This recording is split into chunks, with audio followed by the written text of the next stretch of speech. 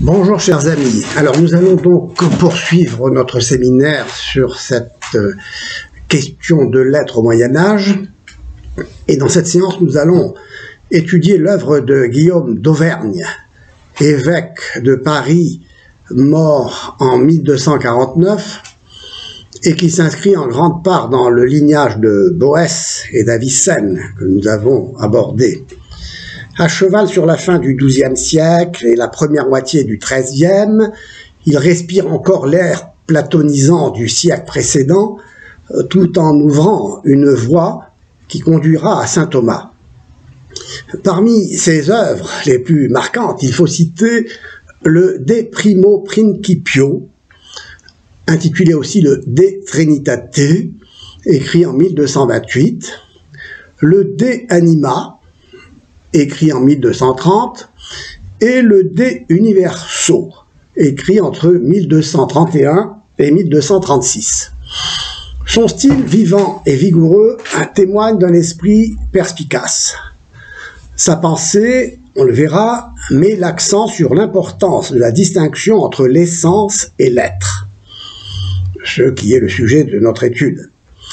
Elle se caractérise également par le rejet radical de l'intellect agent séparé, tel que l'a conçu Ibn Sina, le persan Avicenne, et en affirmant la mise hors essence de l'être, comme on le verra, conduit à ce que nous appellerons pour le moment l'existentialisation de l'être. Ce qui rejoint la question que nous étudions dans ce séminaire et qui prend la forme d'une interrogation sur le rapport entre être et exister, esse et existere. Guillaume admet que les sens externes saisissent la réalité extérieure, extramentale, mais cette réalité reste inaccessible à l'intellect. De son côté, ce dernier n'appréhende pas de manière immédiate la réalité extérieure en elle-même. Il ne saisit que ce qui est pour lui. Entre perception sensible et conception intellectuelle, il y a donc une discontinuité radicale.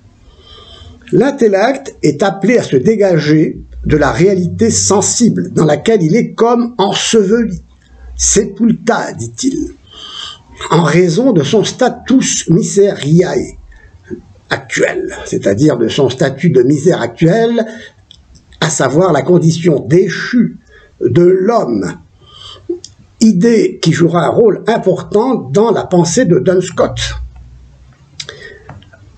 Le point de départ de la connaissance n'est donc pas l'expérience empirique.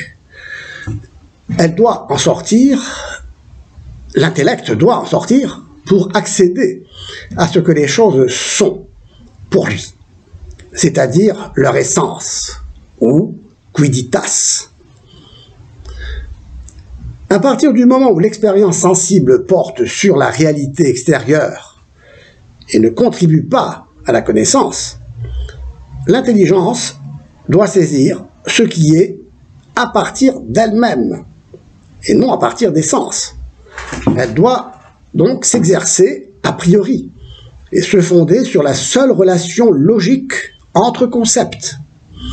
Ainsi, Guillaume pense que le terme « être », esse en latin, peut avoir un sens concevable indépendamment de toute saisie d'un être en soi à partir de l'expérience sensible.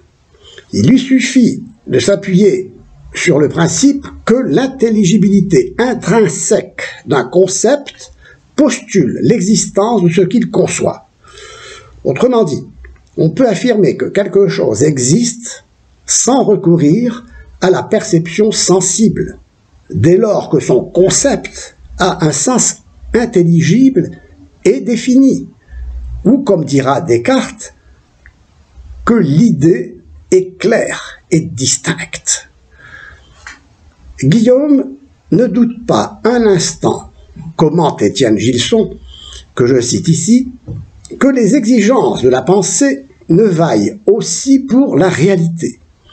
Les conditions nécessaires de nos concepts existent nécessairement. Fin de citation.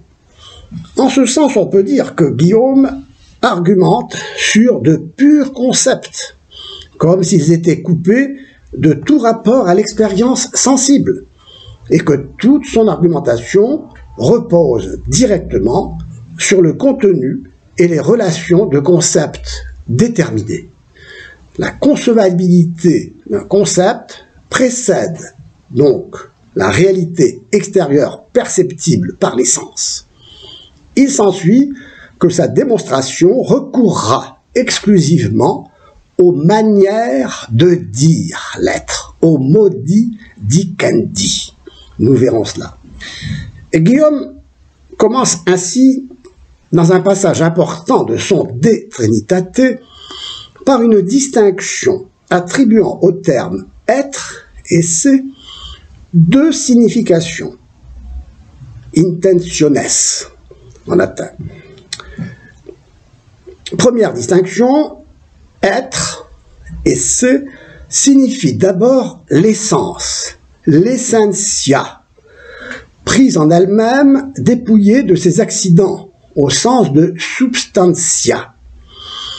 L'être ainsi entendu se ramène à ce que la définition signifie en disant ce qu'est l'essence. Il s'ensuit qu'être, essence, quoditas, substance, substantia, s'équivalent.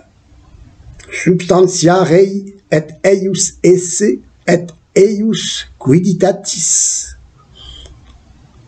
s'équivalent. Deuxième distinction, la deuxième signification du terme « être » désigne ce que l'on peut dire de n'importe quelle chose, à savoir qu'elle est. Tout simplement, considérée indépendamment de ce qu'elle est. Être ne signifie plus alors uniquement l'essence, à laquelle il demeure étranger. Et ici, c'est une remarque extrêmement importante. L'être demeure étranger à toute essence.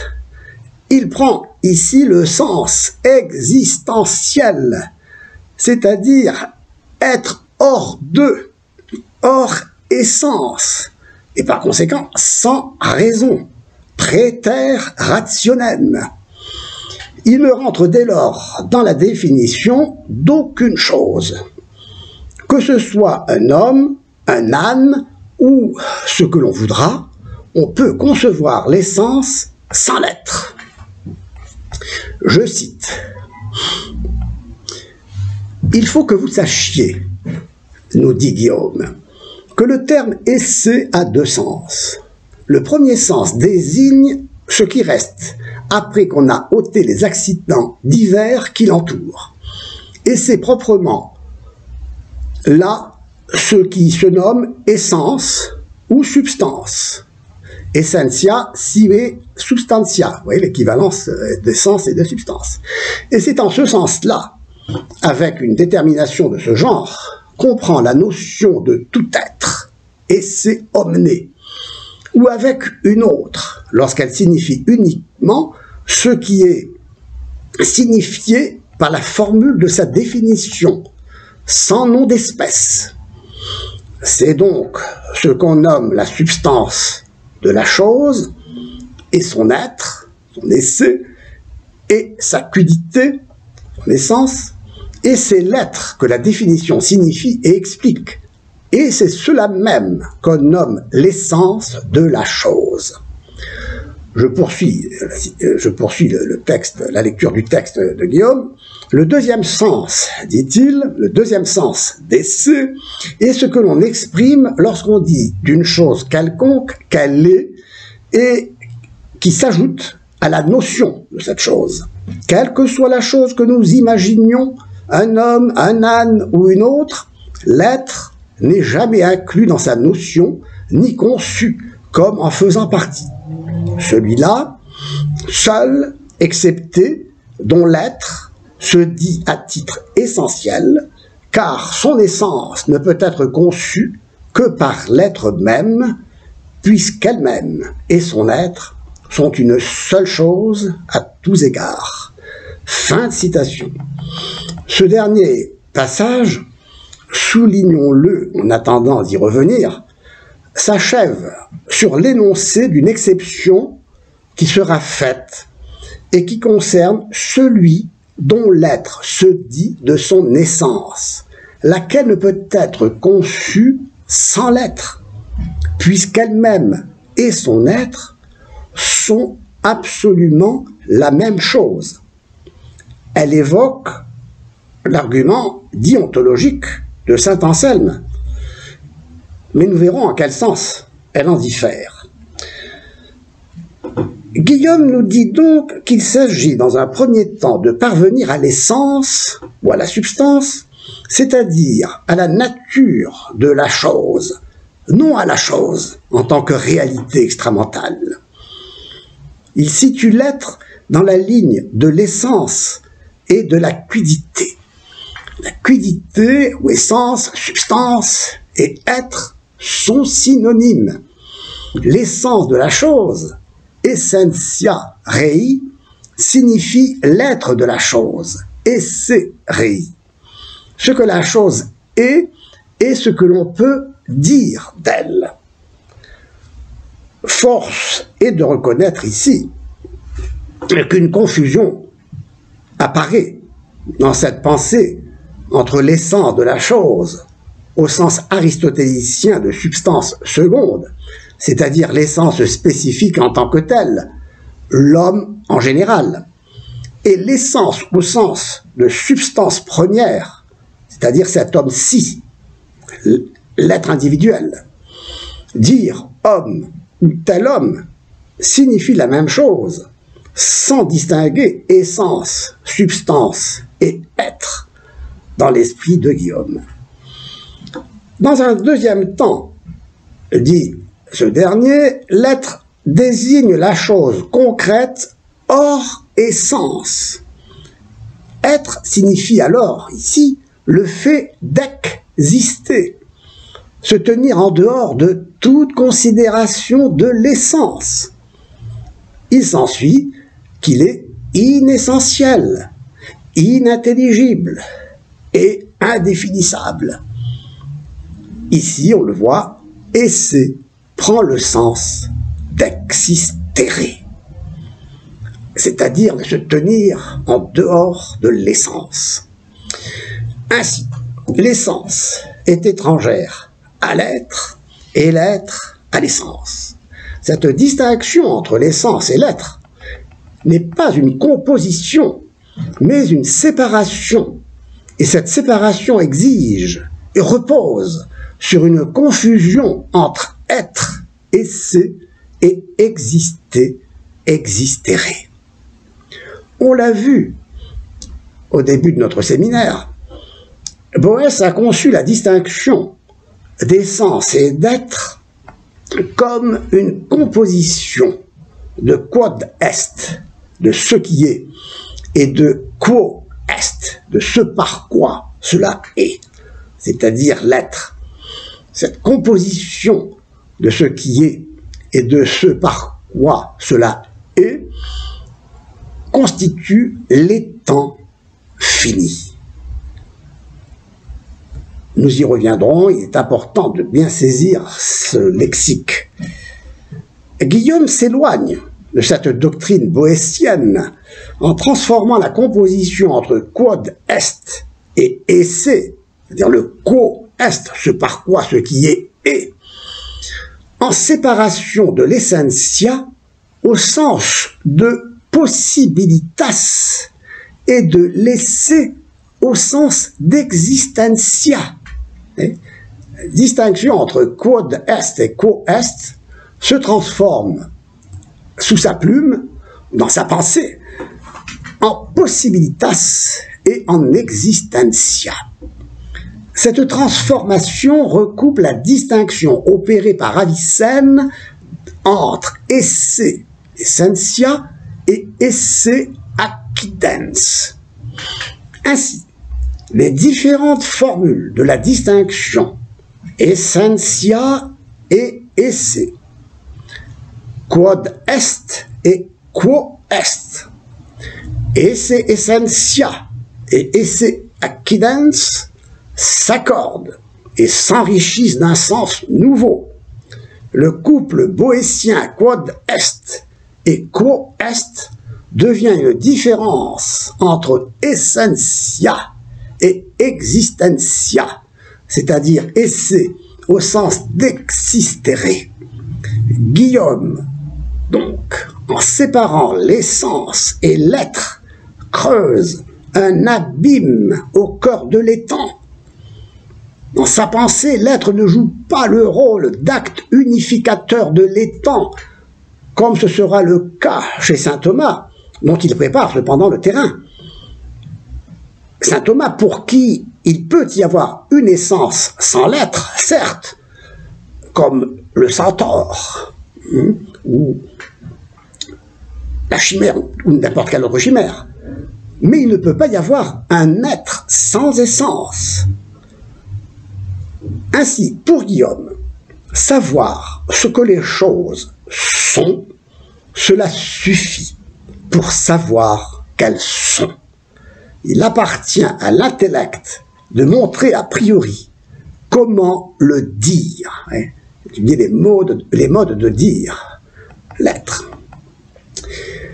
Donc, la doctrine de la distinction, conçue comme une séparation entre l'essence et l'être dans les temps créés, finis, se colore de la conception avicénienne de l'être défini comme un accident de l'essence, à condition de nous souvenir en quel sens Avicenne prenait accident, vous vous en souvenez.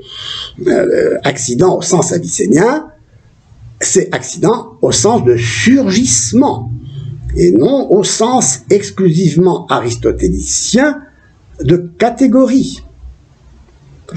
L'être, pour Avicenne, est un accident, mais il n'est pas un accident au sens d'in esse, dont l'être est d'être dans la substance. Ce n'est pas un être en soi.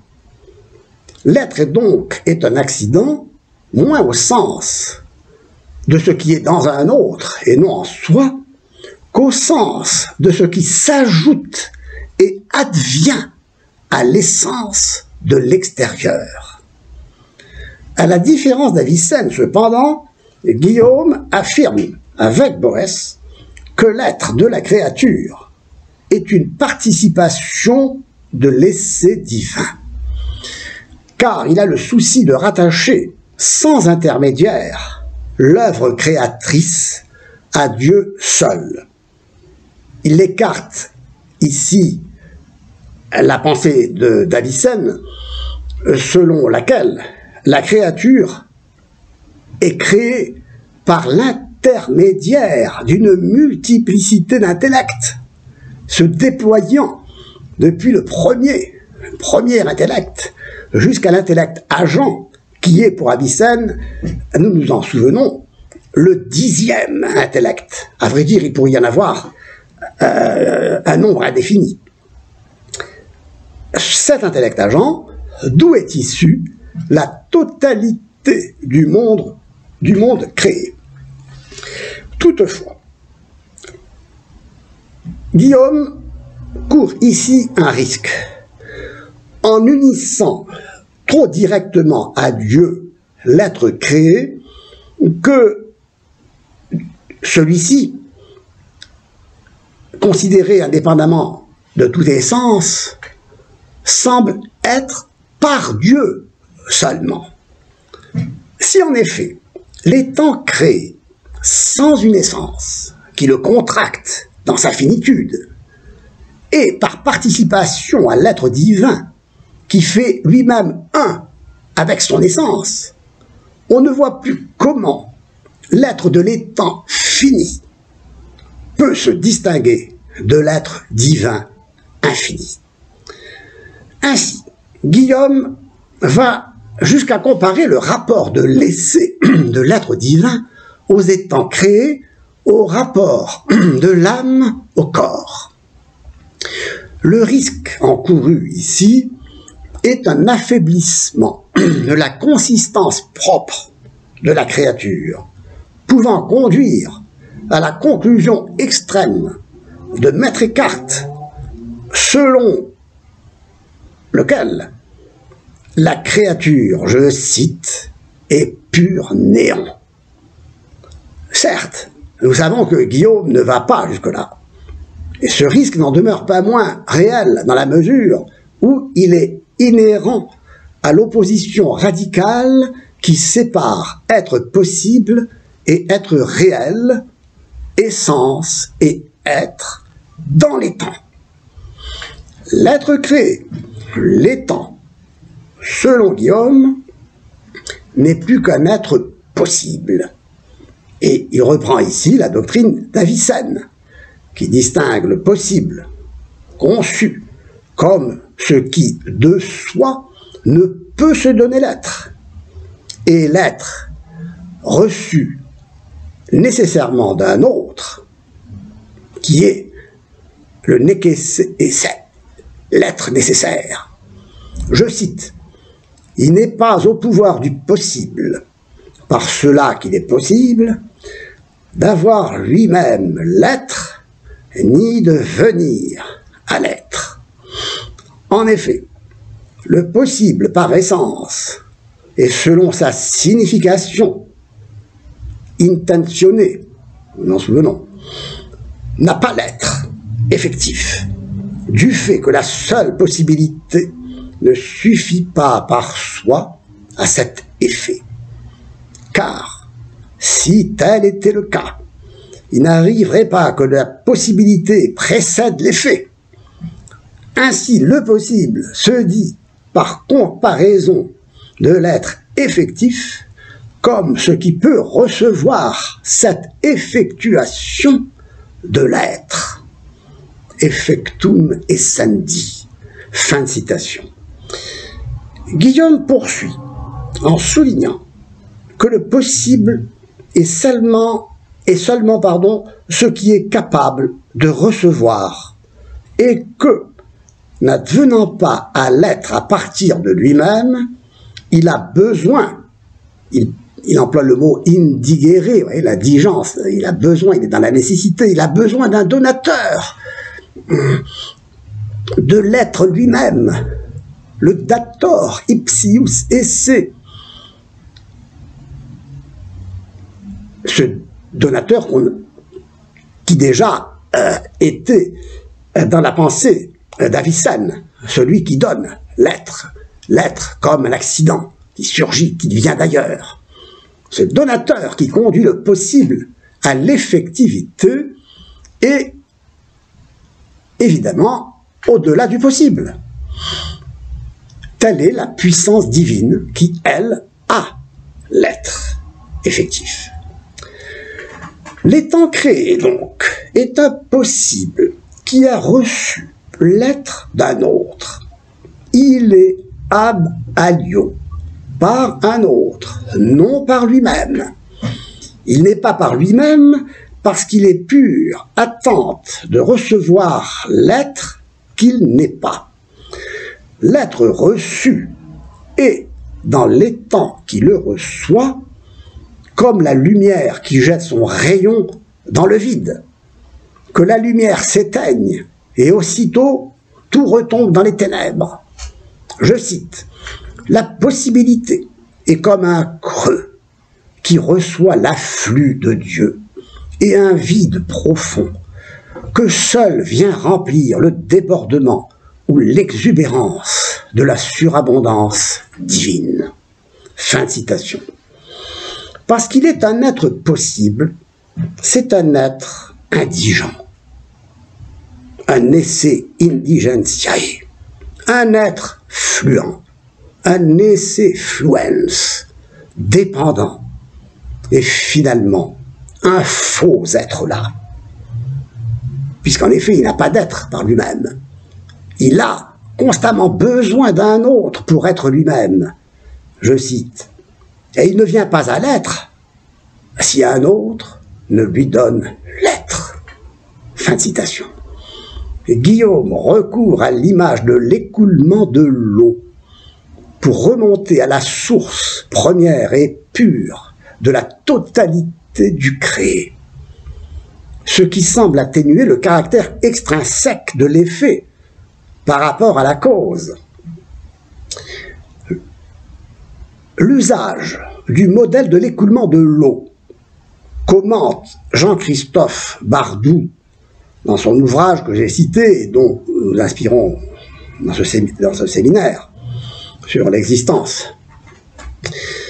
L'usage du modèle de l'écoulement de l'eau, fréquent sous la plume de Guillaume, laisse deviner une conception encore hésitante de la causalité efficiente, tant le modèle de l'écoulement incline à penser l'être créé comme une sorte d'excroissance du divin et atténue ici l'extrinsécité de l'effet au regard de la cause.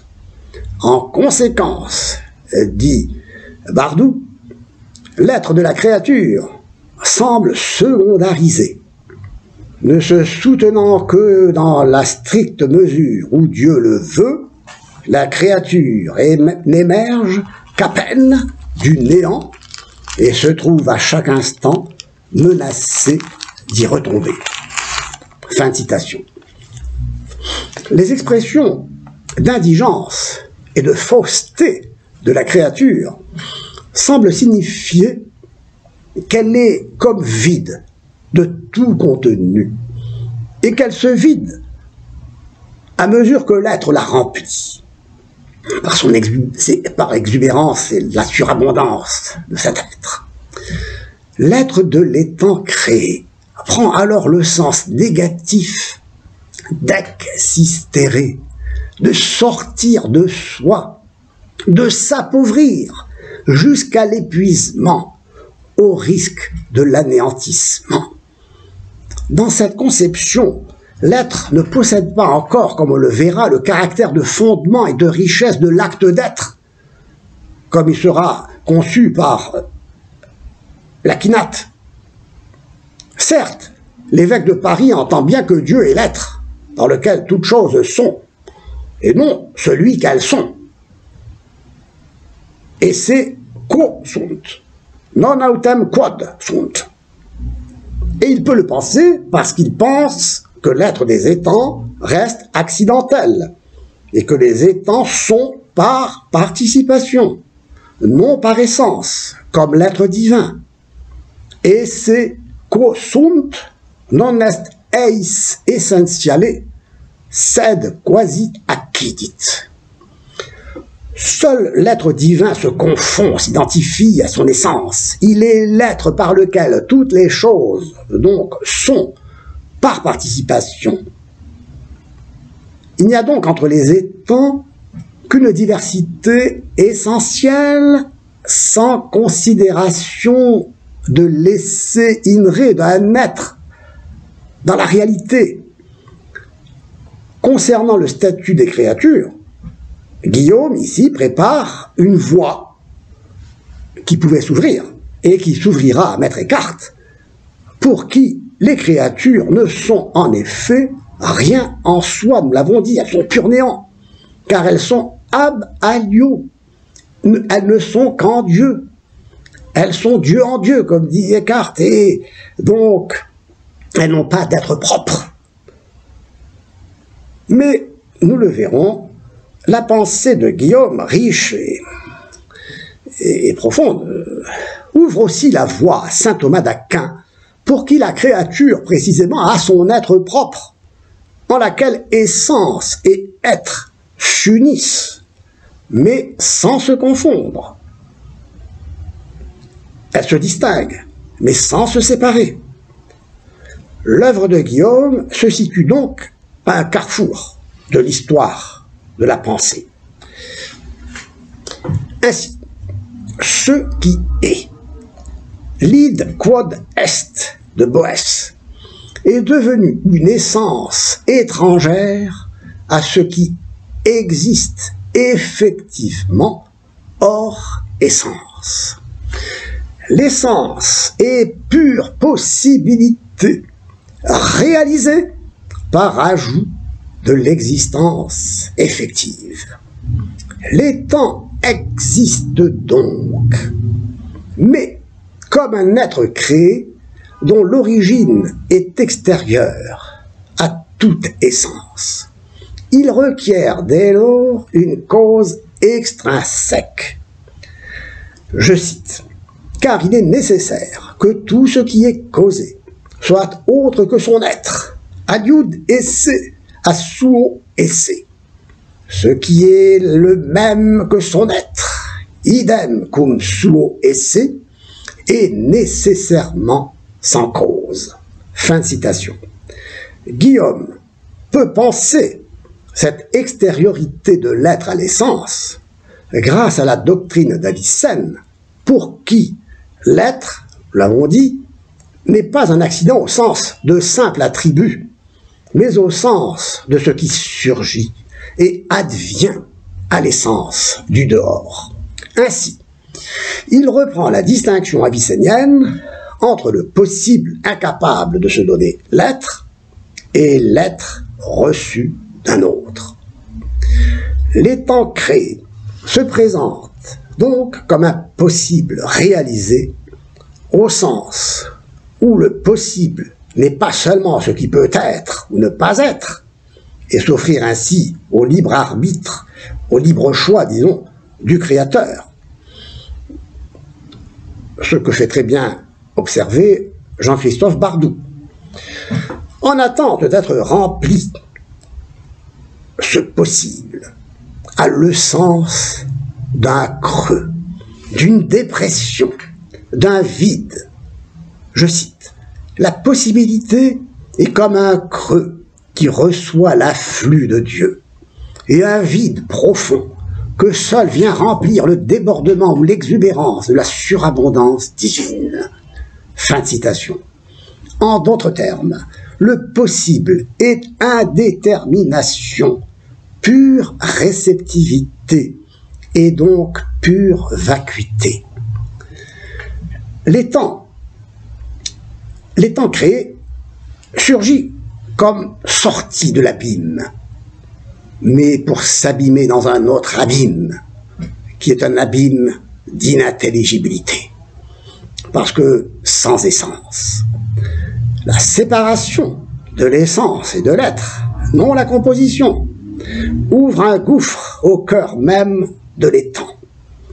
La doctrine avicénienne de l'être comme accident exerce ici son influence en exprimant la complète séparabilité de l'être et de l'essence dans l'étant réduit au pur existé.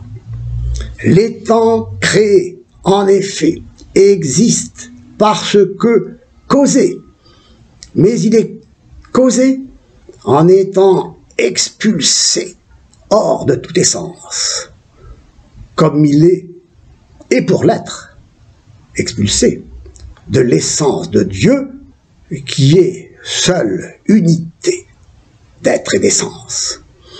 Il s'ensuit que l'étant est pure division. Il est non seulement sans essence, hors essence, mais hors de lui-même. Il existe, il sort de soi. Il est projeté, jeté en avant, car il est produit par une cause extrinsèque qui sépare l'être de l'essence, afin de ne pas être confondu avec Dieu, qui est unité d'être et d'essence. La différence entre l'être et l'étant traduit la séparation de l'être et de l'essence et l'impuissance du possible à se donner l'être. Voyez que la force de séparation qui agit in nihilo s'exerce comme la force expulsante de cette indétermination pure qui n'est autre que l'un, qui n'est autre que débordement d'unité, qui rejette tout ce qui s'ajoute à l'un, plongeant dans la division existentielle au sens de sortie de tout l'univers, projeté dans le non-nain. Heidegger dit-il autre chose quand il affirme que le néant, qui est l'un sans l'être, néantise. Nichtet. Nous l'avons évoqué, nous y reviendrons. Héritier d'Avicenne, pour qui l'être est un accident, Guillaume, toutefois, s'en éloigne en affirmant que l'être n'est pas qu'un simple accident. L'être est ce que chaque étant reçoit en vertu de sa participation à l'essai, qui lui-même ne participe pas. On le verra. Toute chose doit d'être à l'essai qui lui-même ne doit d'être qu'à son propre essai. Je cite. Il est indubitable que toutes choses sont, soit par participation au premier être, essai, comme nous l'avons dit, soit par participation à quelque chose qui découle de lui, comme une lumière répandue sur tout. Fin de citation. Guillaume introduit la distinction entre être par essence et être par participation, qui est une distinction plus radicale que la distinction entre les deux intentiones de l'essai, les deux significations de l'être. Elle permet de comprendre qu'il ne peut y avoir qu'un seul être à qui l'être soit attribuable essentiellement. Autrement dit, l'être n'est pas un attribut de l'être, l'être est. Les deux modes d'attribution par essence ou par participation sont bien distincts et irréductibles l'un à l'autre. Cela induit qu'il y a un être par essence et un être qui n'est pas selon l'essence, non secundum essentiae. Il est nécessaire donc que l'essai soit attribuable à quelque chose par essence, ou en d'autres termes, que l'essence de cet être soit son être, son essai, plus précisément. Car si l'essai, l'être, se disait de toute chose par participation, il n'y aurait pas de premier être, c'est-à-dire un être qui, lui, ne participe pas à autre chose pour être.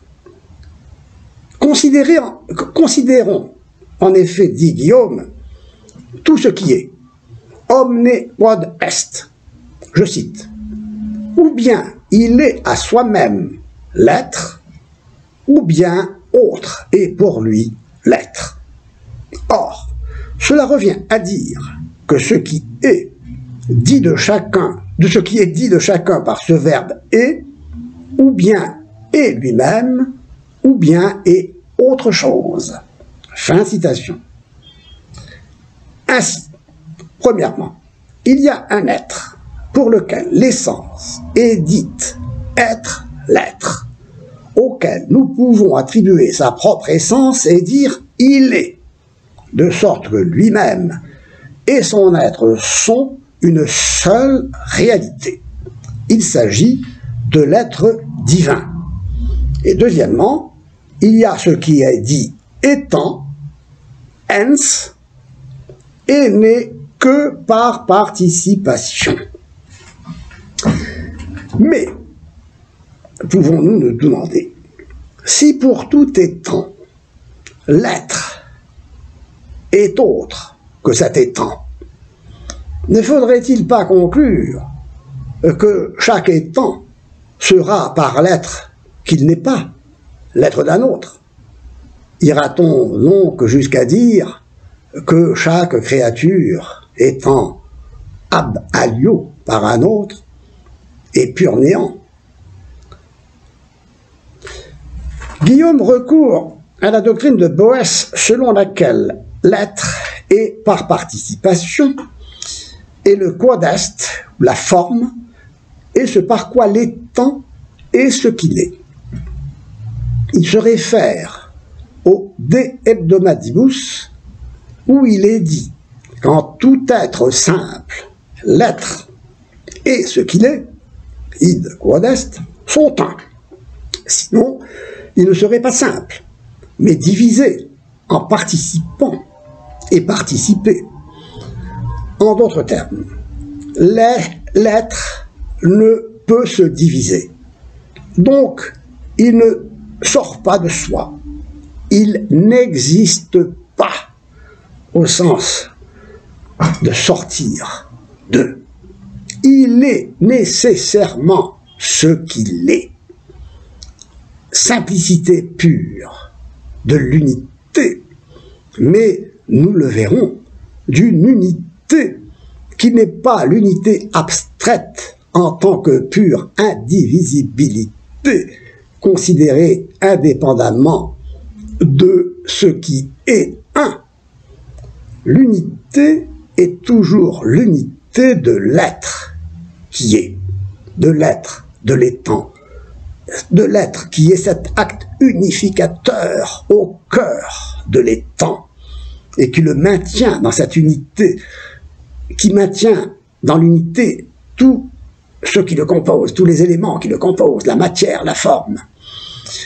Il s'ensuit que tout ce qui est dit de quelque chose est soit pour cette chose essentielle, soit accidentelle, c'est-à-dire en dehors de toute essence, praeter essentiam.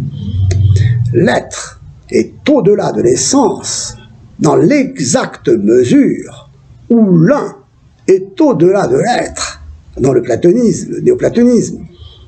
Et j'avais signalé dès le début que Grégoire respire encore l'air platonisant du XIIe siècle.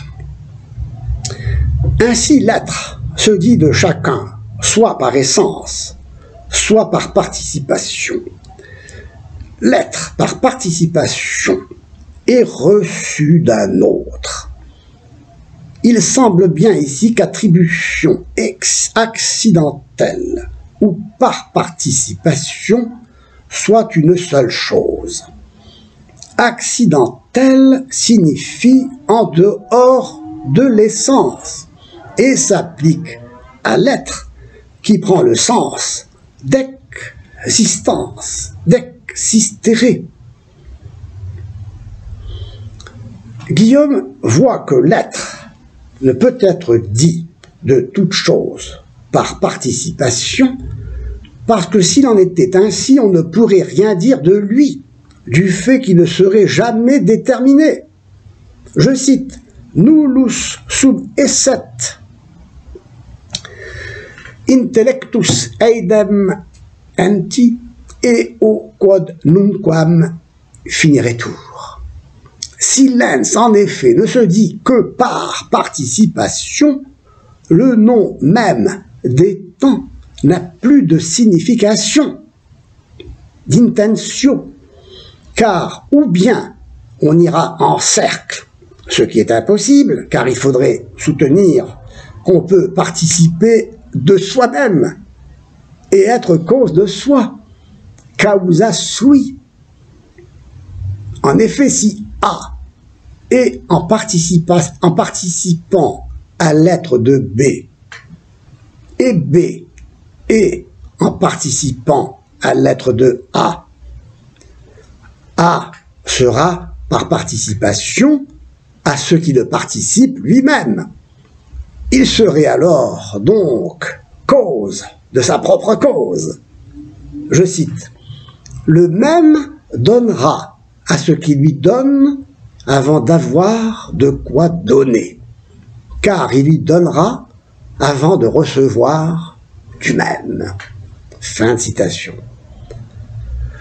Ou bien, on remontera à l'infini, et l'intentio, la signification du nom être, impliquera une infinité de participés et de participants, ce qui a l'être aurait l'être par participation à ce qui aurait l'être par participation à ce qui aurait l'être par participation, et ainsi de suite à l'infini. Donc, je cite, « Ou bien l'infinité sera saisie par notre intelligence et renfermée en elle, ce dont l'intelligence sent bien en elle-même que cela est impossible, ou bien il sera impossible qu'un essai, qu'un être, soit saisi par l'intellect, puisque l'essai, selon cela, est infini. » Fin de citation. Par cette voie, l'intellect resterait dans l'indétermination. L'être ne peut donc être dit par participation seulement. Il faut s'arrêter à un être qui soit dit selon son essence pour être intelligible. Je cite, « Il est nécessaire que toute résolution et division ait une fin. Sinon l'intellect n'aurait pas de terme, non finirait tour. Car si la multitude se résolvait en multitude, et que cela n'avait pas de fin, l'intellect lui-même ne serait pas non plus fixé, figurait tour, dans la multitude. L'intellect, en effet, pose l'unité comme racine de la multitude. En lui se termine le nombre de la multitude, car la multitude n'est pas apte à fixer en elle-même ni à déterminer l'intellect, mais seulement en tant qu'elle-même est déterminée à déterminer l'intellect. Est déterminée dans l'unité.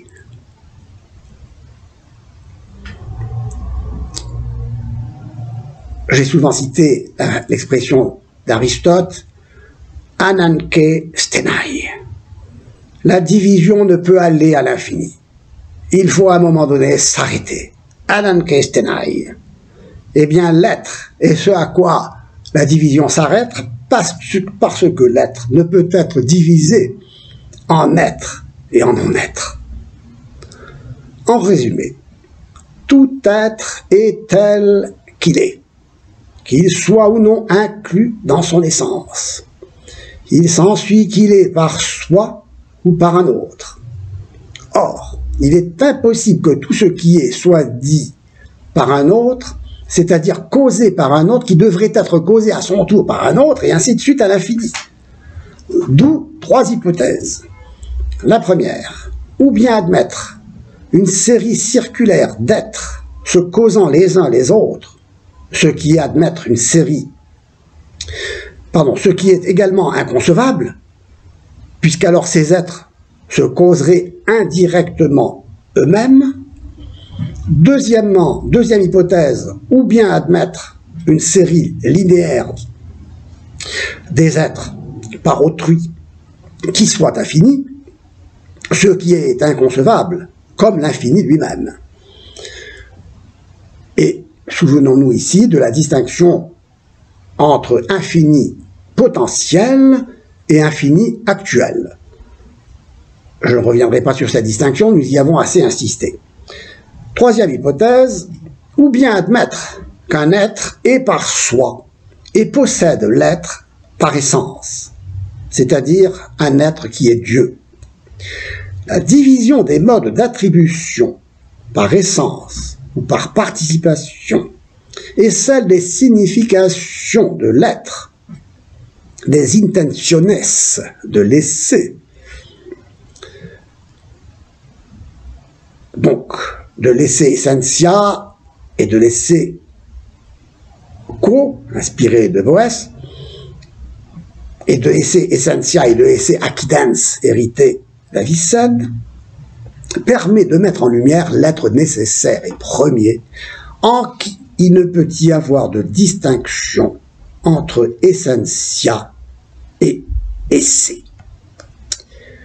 Guillaume reprend la distinction donc avicénienne entre nekesse esse, être nécessaire, et esse possibile. être possible, pour distinguer l'être participé comme un être possible par opposition à l'être nécessaire. Cette possibilité d'être est une puissance passive qui renvoie à une cause première en acte. De soi, l'univers est possibilité pure. Il n'est que par l'action de l'être nécessaire.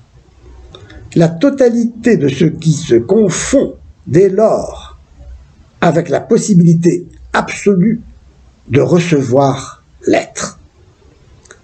Guillaume, cependant, se sépare ici de la doctrine d'Avicenne, selon laquelle Dieu ne peut créer que par des intermédiaires, nous l'avons dit, les intellects, qui se déploient à partir du premier jusqu'au dernier, le 10e, avais-je dit, qui est l'intellect agent, d'où le monde multiple émane. Dans son De Trinitate, Guillaume s'explique à 2 reprises sur la nature de cette possibilité. La première fois, avec une référence précise à la pensée d'Avicenne sur l'éternité du monde et la création de l'intelligence première. De même que l'antériorité de Dieu sur l'univers n'est pas une antériorité de temps, mais d'éternité. De même, en produisant l'intelligence, l'action de Dieu s'exerce non pas sur une possibilité déterminée particulière, mais sur la possibilité absolue de l'existence.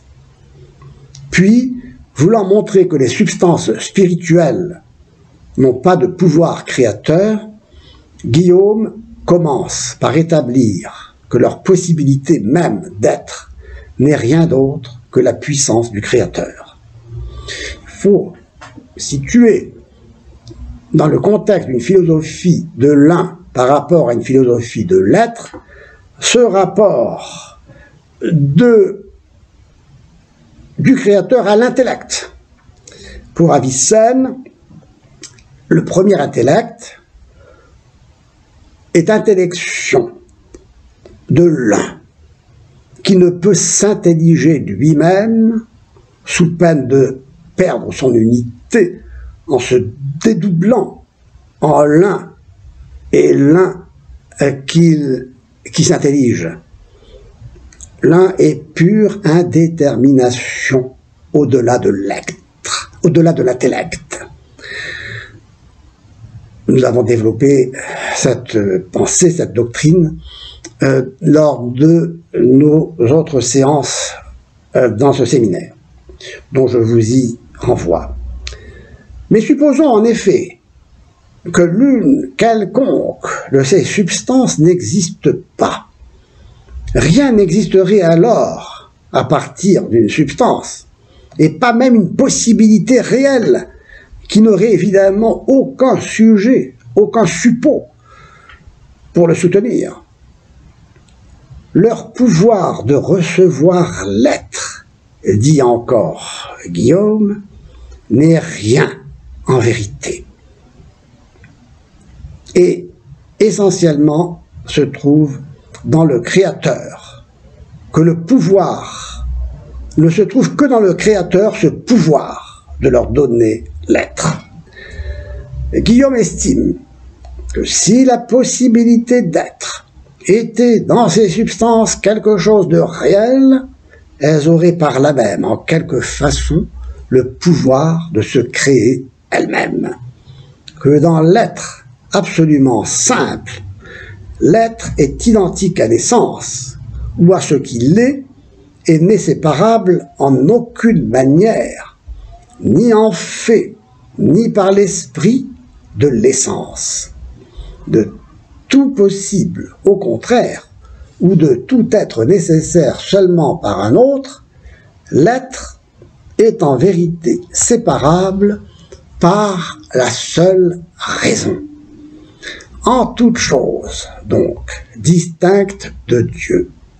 Autre est ce qui est, l'étant, l'ens, et autre son être. par quoi il est, et c'est. Autrement dit, tout être en dehors de Dieu est en quelque manière composé de ce qu'il est et de ce par quoi il est. Et la composition d'essence et d'être est semblable à la composition qui fait une chose blanche. Une chose blanche est blanche du fait de l'union d'un sujet et de la blancheur. Or, cette union ne forme pas un véritable composé, c'est-à-dire ne constitue pas quelque chose de vraiment nouveau, car il est impossible que quelque chose de nouveau existe ou surgisse du fait de l'union de la substance et d'un accident. L'accident n'advient pas à la substance pour constituer un être nouveau, mais plutôt pour ordonner, décorer, parfaire du dehors la substance. Ainsi, l'être ou l'entité advient à chacun comme un accident extérieur à sa substance et à sa nature déjà entièrement constituée.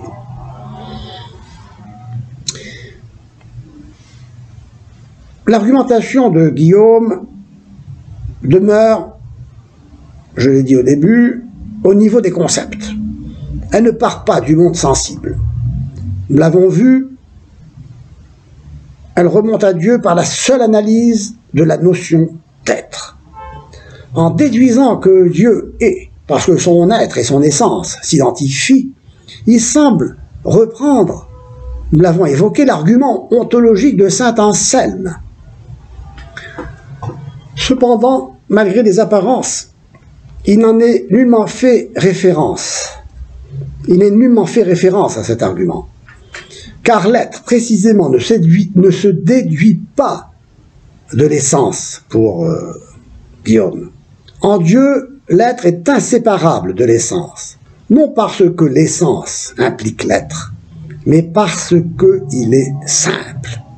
Cette simplicité, cependant, et c'est ici une question, semble moins être conçue comme l'unité de l'acte pur, de l'être, de l'essai subsistens per se, tel que saint Thomas d'Aquin le concevra, que comme l'unum in se, l'un en soi, du nekesse esse d'Avicenne, de cet être nécessairement un d'Avicenne, qui est, parce qu'il est un, et qui n'est pas un, parce qu'il est. Telle est la raison, semble-t-il, pour laquelle Guillaume ne parle pas de Dieu, mais recherche la manière de le dire.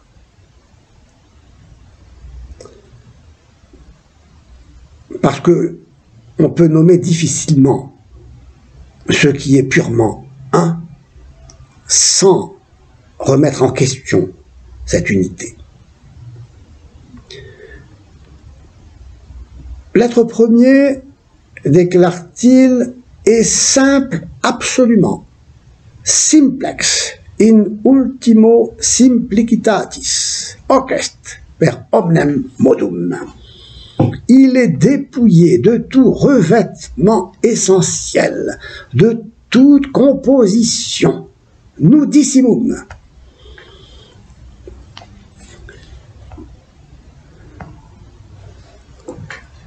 Il est dépouillé.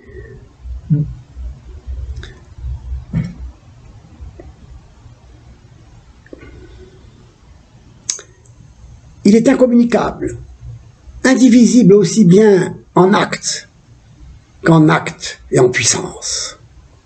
Impossibilité est primum unum esse communicabile.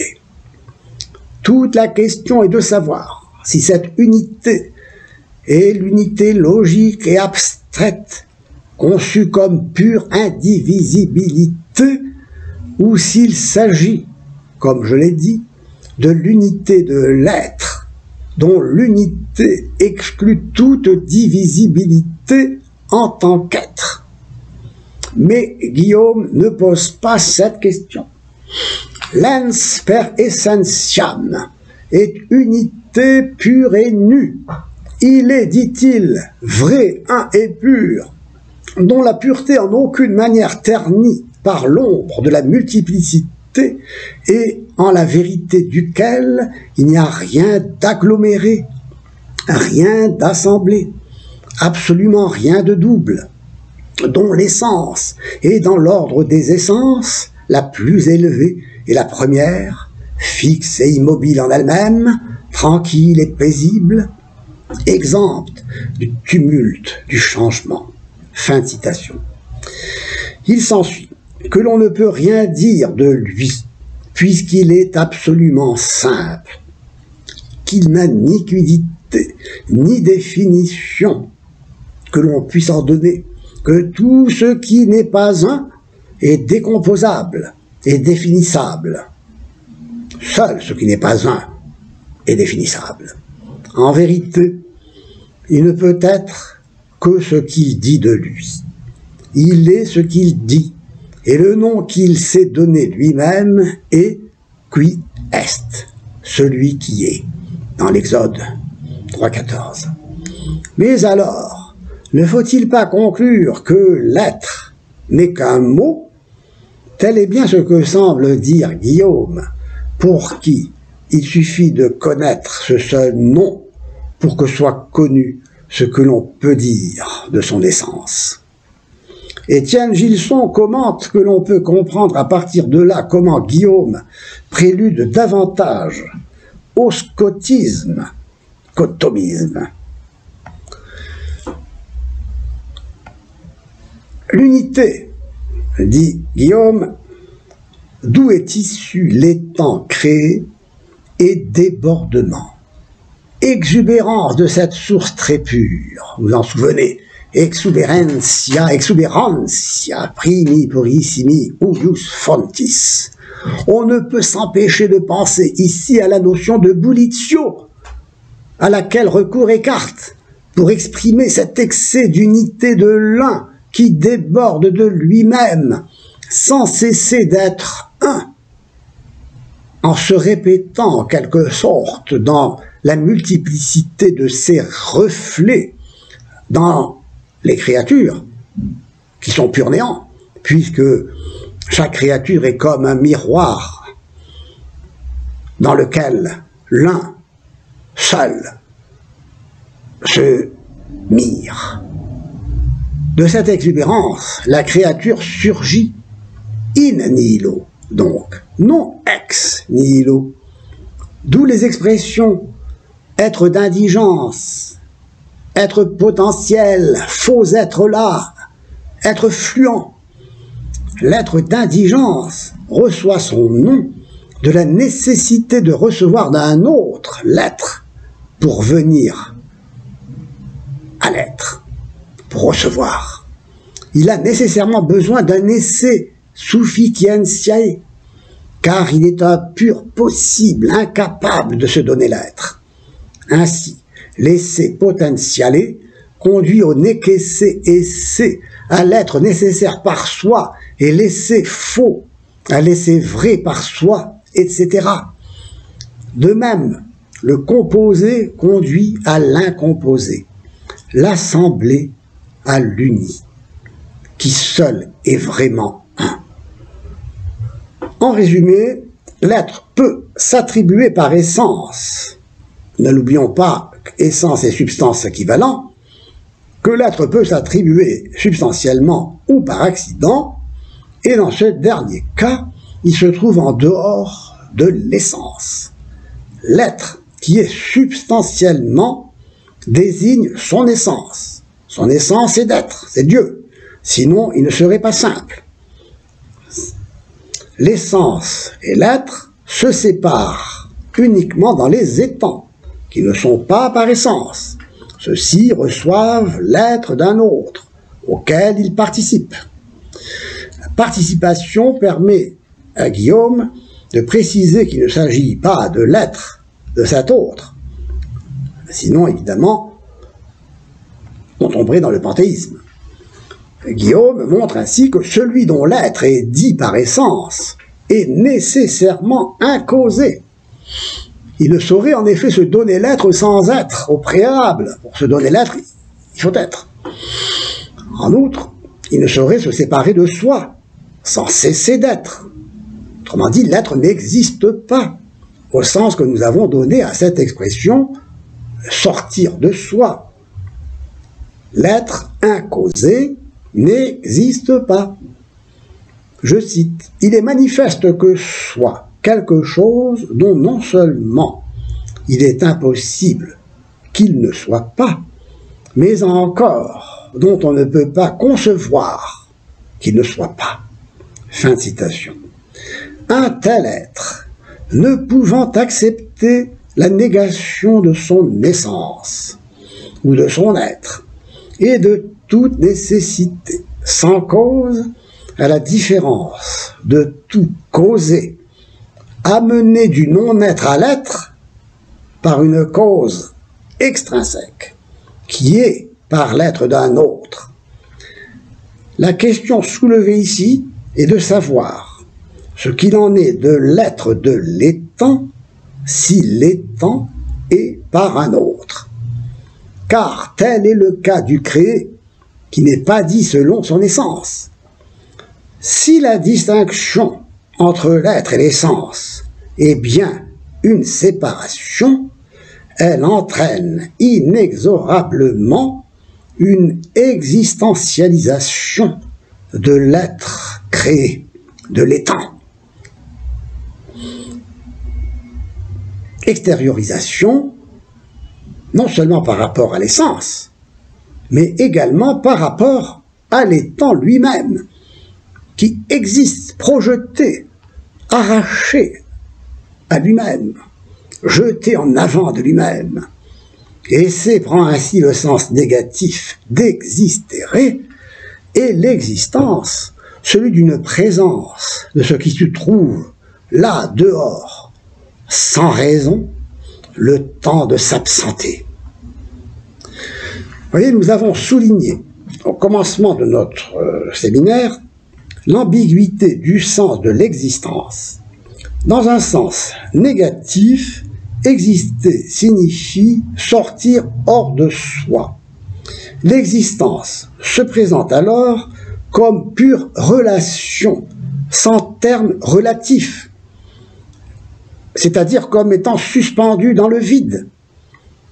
Mais elle peut aussi, cette existence, revêtir un sens positif dès lors qu'elle signifie sortir d'un autre dont elle dépend dans son être et avec lequel elle est en relation réelle. Exister ne signifie plus alors, dans cette optique, cesser d'être en sortant de soi. Il s'agit plutôt du contraire. L'étant commence à être. Il existe en recevant l'être qui le pose hors du non-être. Et c'est en ce sens que Guillaume fait usage du terme pour désigner la créature comme étant par participation. Et l'existence désigne alors l'être comme un effet de l'acte créateur. Mais nous avons souligné que sur ce point, Guillaume rencontre une difficulté, qui est la difficulté du platonisme, à savoir comment, si l'étant est par participation un être qu'il n'est pas, comment peut-il être? Donc être et existence, esse et existere ici, se confondent.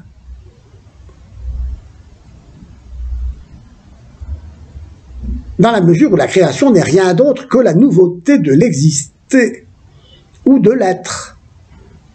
Je cite, existentia, existendi vel essendi. L'être de l'étant acquiert ici un sens positif d'exister, c'est-à-dire être posé hors du non-être.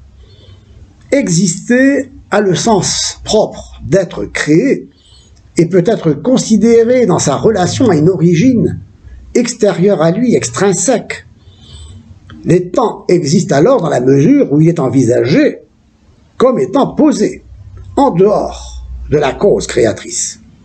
c'est-à-dire de l'être incausé, qui lui n'existe pas parce qu'il ne peut et il ne sort pas de soi en causant. Bon, vous voyez, le sens négatif, le sens positif d'exister n'empêche pas, cependant, au terme de cette réflexion sur l'œuvre de Guillaume,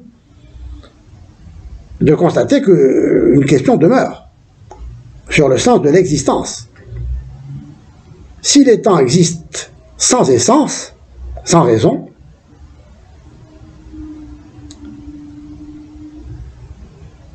et si par ailleurs, comme nous l'avons souligné, cet exister hors essence résulte du rejet radical de l'intellect agent séparé, tel que le conçoit Avicenne, ce rejet, ce projet de l'étang jeté, arraché à lui-même, s'explique du fait que le créateur agit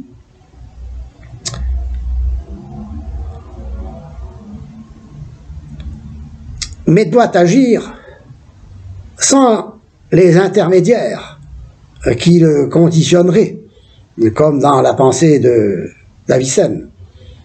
Guillaume veut montrer, dans le fond, contre Avicenne, que l'efficace divine ne passe pas par l'émanation des intellects intermédiaires à partir d'un premier intellect, parce que cet émanatisme est incompatible avec la vérité révélée. Il s'agit de ne pas considérer l'exister comme une faiblesse de Dieu, comme ce qui flue d'une source qui serait au-delà de l'être. Une source qui serait là, en quelque sorte, qui céderait à la tentation d'être et perdrait ainsi la pureté de son unité en sombrant dans le monde multiple, dans le non-un. Et le processus d'existentialisation de l'être conduit, en effet, à exposer les temps sans intériorité, sans support, disons, projeté hors de lui-même, jeté dans le vide. On pressent donc l'importance de parler de l'être de l'étang sans confondre l'être et l'exister au sens négatif que nous avons souligné, et cela reviendra à saint Thomas d'Aquin de dégager ce sens positif.